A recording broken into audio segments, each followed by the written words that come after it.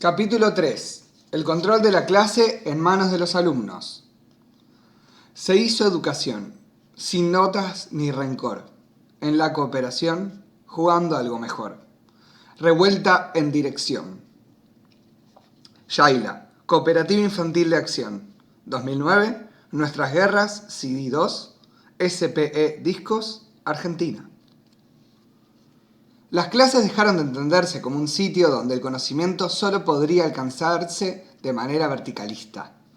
La magnanimidad del personal docente ya está siendo cuestionada por parte de todos los sectores de la sociedad, tanto en el plano intelectual como en el deontológico. Y está bien que así suceda, porque se pone en duda la real habilidad que tenemos, los docentes, de enseñar temas relevantes para la vida cotidiana y la utilidad de nuestra profesión más que para cuidar humanos en desarrollo. Aunque existe un desprecio innecesario hacia la labor que ejercemos porque estamos obligados a ponerles límites a los alumnos cuando muchas veces en la casa no pretenden hacerlo. Se nos considera como el enemigo, en lugar de el catedrático, como se hacía hace algunas generaciones. El rol de docente cambió a lo largo de los años y hoy en día se nos pone en jaque constantemente. Como declara Tenti Fanfani en una entrevista para el diario El Litoral. Lo que pasa es que el sistema escolar es viejo. Cuando se fundó, los niños, por ser niños, ya le daban crédito al maestro solo por ser adulto. Antes, la institución te daba esa autoridad, te ponía al frente de la cátedra en el secundario y hasta el profesor más imbécil era respetado solo porque el tipo fue nombrado para ocupar ese trono que era estar al frente de la clase. Hoy no es así. Cada vez más depende del esfuerzo. La autoridad hay que construirla. Goy M., 2012, Tenti Fanfani E., en La autoridad docente antes se imponía, hoy se debe construir. Diario El Litoral, Argentina. Se nos obliga a situarnos en un punto de cuestionamiento constante, lo cual alguien debía hacer tarde o temprano. O vamos a tapar para siempre bajo la alfombra el miedo que existe dentro de la docencia a ser evaluados. De que cuestionen nuestros métodos y nuestras formas de planificar, enseñar y evaluar a las alumnas. Admitamos que necesitamos mejorar en ese aspecto, entre muchos otros, y que es probable que, tras 10, 15 o 20 años haciendo el mismo trabajo, usualmente en el mismo lugar, uno se estanque y se acomode en una zona de confort intelectual que presume que es la indicada para este grupo como lo fue para sus predecesores. En este escrito propongo dudar de todo, porque no hay nada más revolucionario que plantarse un día ante la realidad y decir, bueno, yo voy a dudar de todo. Feynman, J.P., 2008, Filosofía aquí y ahora, temporada 1, episodio 1, director Emilio Siliberti, Canal Encuentro, Argentina, minuto 14:46. Y preguntarme qué pasaría si viramos un poco el control de la clase, si solo nos situamos como guías para que el aprendizaje comience desde los alumnos y concluya en ellos. Pero ¿no se supone que sea así en la planificación y desde la maravillosa visión de las supervisoras? Claro, en un mundo ideal. Pero en la realidad no sucede así. Por lo general, se le da más relevancia a las notas que sacan las alumnas y a su desempeño académico que al real aprendizaje por parte de ellas del instruido en el aula. Por eso quiero poner el foco en lo interesante que puede ser que algunas clases se nos salgan un poquito de control y se desbanden. Ese pánico que tienen los docentes de la vieja escuela y aquellas colegas sin experiencia de que la juventud muestre un poco de su humanidad más salvaje, más efervescente, mientras lo planificado pasa a un segundo o tercer plano, para presenciar aquello que brota del fondo del alma de los inocentes educandos. ¿Lo hacen de malvados para desestabilizar la ya frágil salud mental de él o la docente? No, por supuesto que no. Bueno, a veces sí, en realidad, si es que esa persona que está al frente de la clase no le genera una sensación de empatía o si tiene la mala suerte de estar en su puesto reemplazando a una persona muy querida por ellos. Recuerdo en este caso 2 momentos de mi vida como estudiante. El primero de ellos fue en cuarto grado, cuando un día la maestra faltó porque tenía al hijo enfermo y le buscaron una reemplazante por unos días. Acudió a la clase una joven maestra con poca experiencia y una cierta fragilidad en su posición frente al grupo. El resultado fue contundente, teniendo a uno de mis compañeros, de 9 años de edad, cuestionándole su rol y haciéndole preguntas incomodantes para desestabilizarla con el apoyo del resto de la clase, lo cual logró, ya que el inocente docente terminó quebrando en llanto, renunciando a su puesto y llamando a la directora para asistencia. La segunda vez que presencié algo así fue en mis años universitarios y fue una escena mucho más lamentable, ya que se trató de adultos. En la cátedra de sistemas educativos, nuestra profesora se enfermó de un día para el otro y un mes después, lamentablemente, falleció. Estábamos devastados y no podíamos entender cómo seguir adelante, ya que nos habíamos acostumbrado tanto a la calidez de la profesora como a su manera de dar clase. Por circunstancias obvias, otro profesor ajeno a la institución tuvo que tomar el cargo.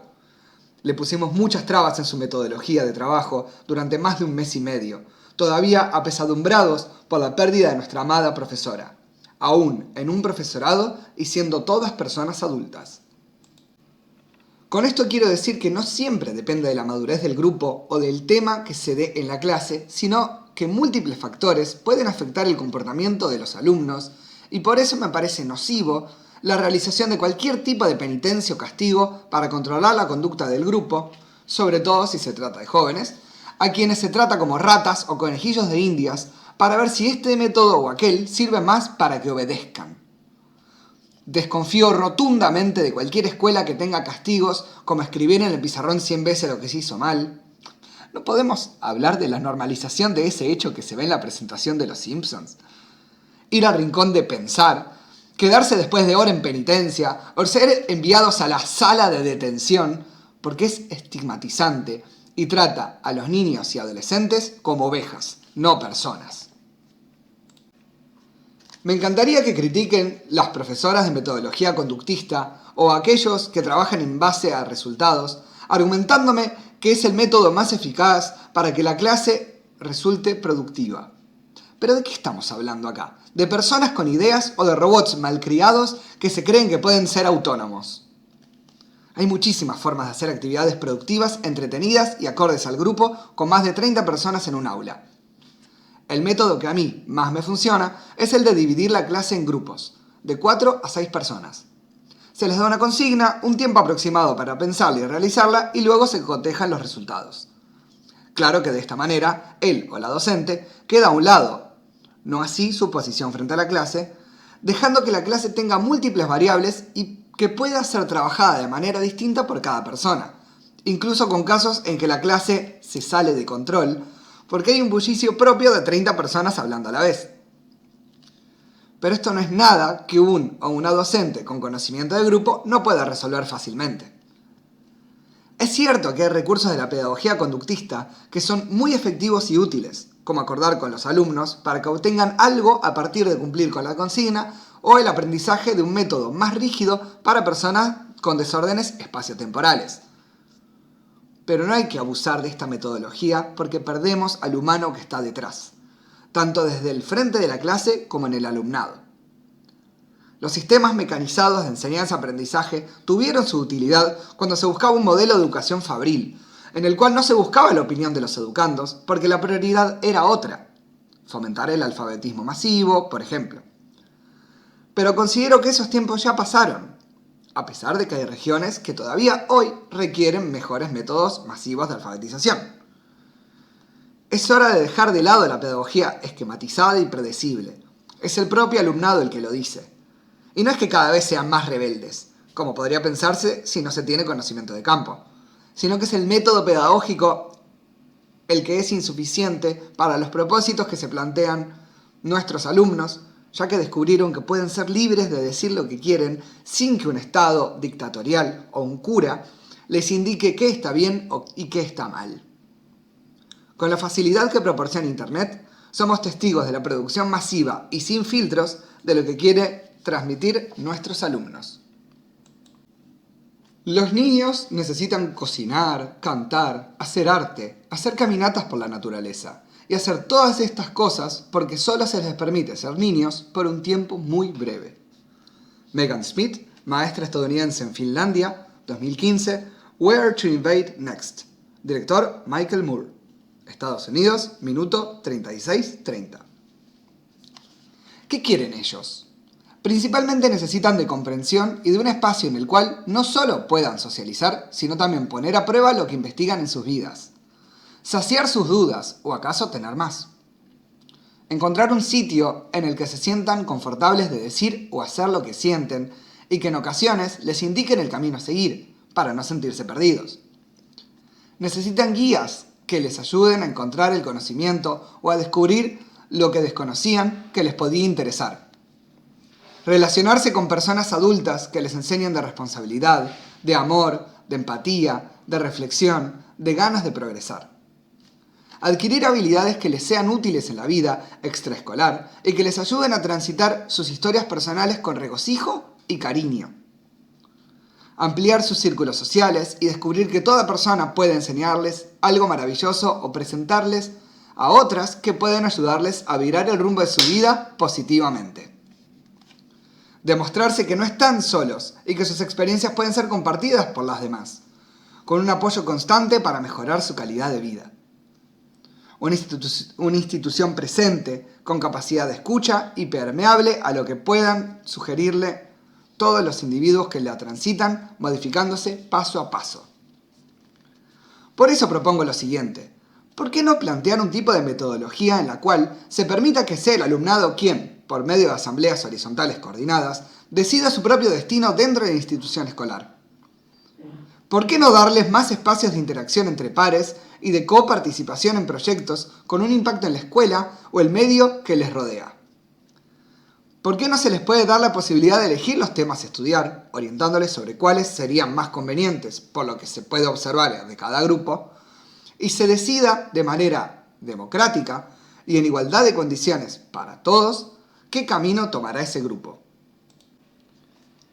Es la época en la que los chicos tienen que desarrollar autonomía, que tengan un proyecto de vida y puedan elegir su vocación. Todo esto se debe hacer de manera colaborativa. Todo lo que uno hace, lo hace con el otro. Es imposible realizar algo en soledad.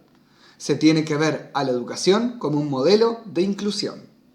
De los Santos, L. 2019, Ariel Rotondo, en La escuela santafesina que rompió con el modelo educativo convencional con resultados sorprendentes. Aire Digital. El control farmacológico sobre el alumnado.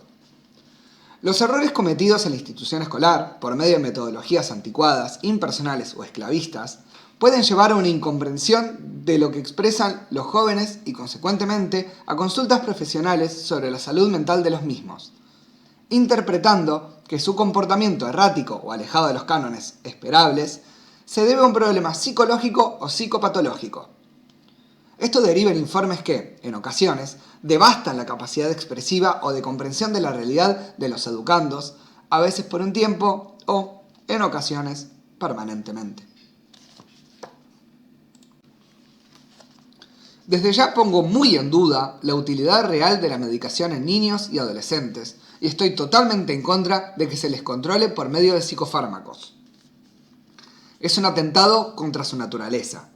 Y me gustaría diferenciar los casos de jóvenes que los necesitan por padecer trastornos esquizoides o incluso depresivos, de aquellos que son diagnosticados y torturados con pastillas para mejorar su rendimiento escolar, como si eso fuera más importante que su propia naturaleza humana. Vale aclarar que existe una diferencia entre un comportamiento que puede considerarse normal en la niñez y adolescencia, aunque parezca extraño para sus madres o padres, y casos que podrían estimarse como clínicos. Solo ojos entrenados y con conocimiento de cada sujeto pueden ser precisos en un diagnóstico así. La sobreinformación de los medios de comunicación desencadena una ola de desinformación al respecto. Sí, no soy ni psicólogo clínico ni psiquiatra, pero me indigna bastante conocer casos de estudiantes medicados porque no se comportan bien en la escuela o porque sacan malas notas, yendo a ver al profesional de la salud mental en un par de ocasiones insuficientes para un real diagnóstico del individuo quienes les recetan fármacos que les modifican su personalidad porque así lo cree una persona que no les conoce. Estamos dándole una importancia desmedida a la opinión de personas que en muchas ocasiones no tienen la oportunidad de ver al sujeto el tiempo necesario como para diagnosticarles una enfermedad mental o analizar su proceso de aprendizaje, que probablemente sea un poco distinto de lo que se espera que le suceda en esta etapa evolutiva, considerando que hay un parámetro de normalidad a seguir. Papá, acepto que tengo problemas, pero las drogas no son la respuesta. Bart Simpson. Los Simpsons, el cambio de Bart. Temporada 11, episodio 2, 1999, Fox Disney, minuto 702. Por este tipo de negligencias, no me parece extraño que exista un aumento tan abrupto en los diagnósticos de personas en el espectro autista o con diversas condiciones en los últimos años, y que a su vez se esté desprestigiando cada vez más el rol docente y el papel de la escuela. ¿No tendrá relación con que hace algunos años no se observaba la emocionalidad del alumnado y no se le daba relevancia a lo que le sucedía en su vida extraescolar? ¿No tendrá relación con que hace algunos años no se observaba la emocionalidad del alumno y no se le daba relevancia a lo que le sucedía en su vida extraescolar?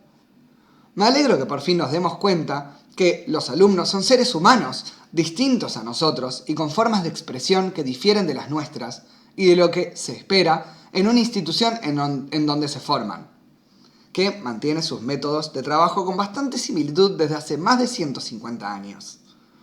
Pero existe una necesidad implícita en nuestra profesión de cuidar a aquellas personas que se ubican en esos bancos. Y no hablo solamente del rol didáctico, sino de las implicancias éticas que tiene el formar personas para introducirlas en un grupo social, como así de enseñarles cuáles son las normas básicas de convivencia en la misma. Considero muy imprudente que haya tantos niños y adolescentes bajo tratamiento médico innecesario solo porque en la escuela no rinden como se espera que rindan. Ahí es donde puedo asegurar que el problema no está en los jóvenes, sino en los instrumentos de medición de logros que se usan con ellos, siendo que son dirigidos por adultos que tienen una cosmovisión muy reducida de su realidad. De este modo, volvemos al mismo problema. Se observa la realidad desde ciertos parámetros y se condiciona a los sujetos a coincidir con esas gráficas, indicando que toda persona que piense diferente de la media debe ser apartada del grupo social o anulada porque su comportamiento obstruye lo que se supone que sea correcto para alguien de su edad y en su condición. Como docentes tenemos la obligación de demostrar respeto y cariño con todos los estudiantes, comprendiendo sus diferentes situaciones personales y emocionales y confiando en su capacidad de aprender. Darling Hammond, Hammerness y otros, citado en A. Pérez Gómez y L. Pérez Granados, 2013.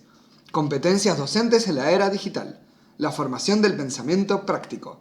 Revista Temas de Educación, número 19, página 73. ¿Por qué no admitimos que nos venimos equivocando hace ya muchos años pretendiendo ser superiores que nuestros discentes? La instrucción académica no tiene por qué regirse por un sentido único cuando siempre se tratará de seres humanos quienes pueblan sus recintos y modifican constantemente todo lo que les rodea. Y la medicina está para mejorar la calidad de vida de las personas, no para apagar su sentido crítico o cercenar su personalidad cuando no puede ser manipulada. Cada vez aparecen más etiquetas y más estudiantes son diagnosticados con problemas de aprendizaje. Uno tiene que preguntarse si los profesionales médicos y de salud mental están diagnosticando enfermedades nuevas o si estos profesionales se apresuran al sacar conclusiones en sus diagnósticos. Sarra 3, E.J., 2019. Generación Z, la generación con derechos. Cómo educar para llegar a sus mentes y sus corazones. Narcea S.A. de Ediciones, España, página 10. Sé que no es mi campo de investigación específico y que no debería involucrarme, pero ¿por qué se obedece desde la comunidad médica y científica al DSM, Manual de Diagnóstico y Estadístico de los Trastornos Mentales, avalado por la Asociación Estadounidense de Psiquiatría, cuando es por demás entendido que en el resto de los países del mundo no se tiene ese parámetro para reconocer enfermedades o condiciones mentales? ¿Será que el imperialismo de ese país no es territorial, sino médico y cultural, y nosotros lo aceptamos inobjetablemente? Considerando estos atropellos hacia el mundo interno de las personas, es que me pregunto, ¿qué gana la familia de un alumno o una alumna que fue diagnosticado con alguna condición mental, pero que solo se manifiesta en la escuela y no en su vida cotidiana? ¿Qué hay en juego en el control poblacional por medio de psicofármacos y de la industria de la medicina? ¿Para qué sirve la educación si terminamos criando borregos domesticados que deben servir a un sistema específico y no pueden ser libres de expresarse como les parezca por miedo a un castigo o a terminar siendo medicados? Con este planteo no busco decir que mi punto de vista es correcto, ni que los consejos del DSM no sean positivos para el normal funcionamiento de la sociedad. Pero me parece que nos debemos un debate sobre la relevancia de los mismos por el bien de nuestros alumnos.